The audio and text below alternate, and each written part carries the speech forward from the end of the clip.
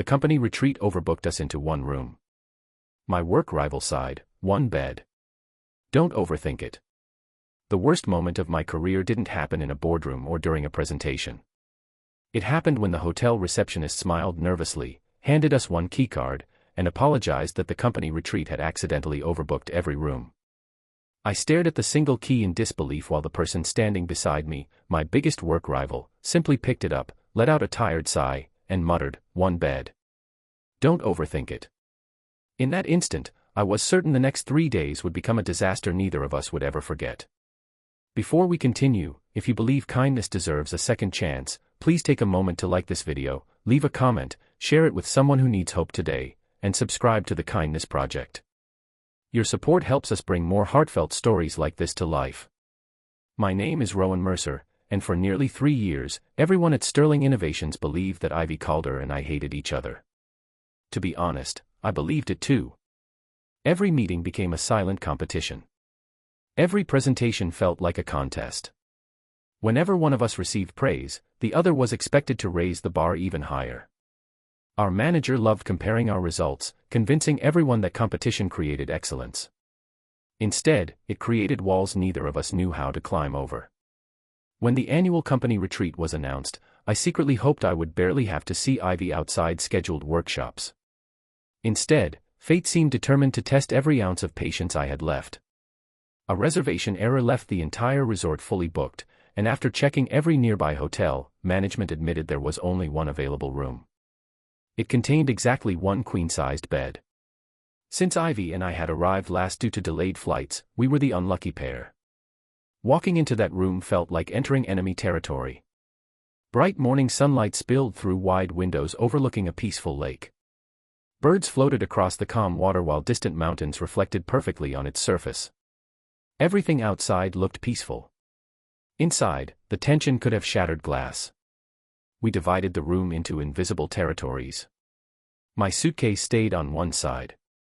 Hers stayed on the other. We barely spoke except to discuss schedules. Pillows became a symbolic border between us that first night, and neither of us slept much. The retreat itself focused on teamwork, leadership, and trust.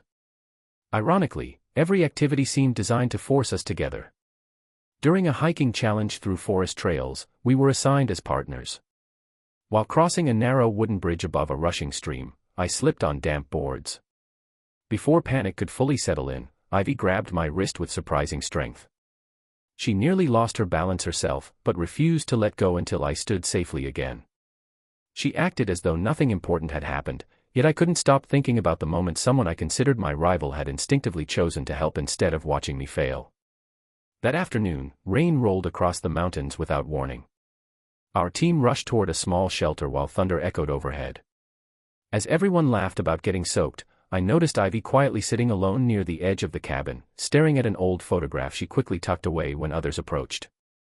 For the first time, I wondered whether there was a person beneath the confident image she showed every day at work. Later that evening, while searching for my notebook in our shared room, I accidentally knocked over her journal. I immediately reached to pick it up without opening it, but a folded hospital bracelet slipped onto the floor. Before I could react, Ivy entered. Instead of getting angry, she simply picked it up carefully and placed it back inside the journal. After several moments of silence, she admitted it belonged to her younger brother, who had passed away years earlier after a long illness. She explained that succeeding at work had become her way of honoring every sacrifice her family had made. Competition wasn't about defeating others. It was about proving their struggles had meant something. Hearing those words changed everything I thought I knew. For the first time, I shared my own truth. My father had lost his small business, leaving my family buried in debt. Every promotion, every project, every late night wasn't driven by ambition alone. I carried the weight of helping my parents rebuild their lives.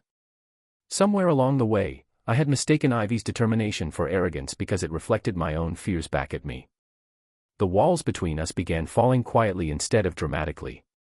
The next morning, we laughed while trying to assemble camping equipment during a team challenge. During breakfast, conversations replaced awkward silence. We discovered we both loved sunrise photography, old bookstores, and quiet places far away from noisy crowds.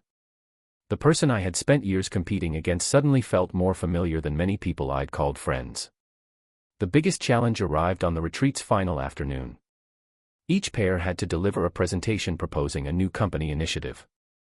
Normally, both of us would have fought for control. Instead, we listened. We built on each other's ideas. We encouraged rather than criticized. When technical problems interrupted our presentation, we adapted together instead of blaming one another. By the end, our proposal received a standing ovation, not because it was perfect, but because everyone could see genuine teamwork replacing rivalry. On the bus ride home, I watched sunlight pour across endless fields outside the window. It struck me that people often spend years judging one another through assumptions instead of understanding. We create enemies out of strangers simply because we never ask what battles they're quietly fighting. Back at the office, something unexpected happened. The rumors about our rivalry slowly disappeared. We celebrated each other's achievements. When Ivy earned recognition for leading a difficult project, I applauded louder than anyone else. Months later, when I received a promotion, she was the first person waiting outside my office with coffee and sincere congratulations. Neither of us had become weaker by choosing kindness. We had become stronger because we finally stopped treating life like a competition. Sometimes I still think about that overbooked hotel room. At the time, it felt like the worst possible mistake. Looking back, it became the beginning of one of the most meaningful friendships of my life. One uncomfortable situation forced two stubborn people to see beyond pride, beyond assumptions, and beyond labels. It reminded me that everyone carries invisible stories, silent heartbreaks, and private battles that rarely appear during office meetings or polished presentations.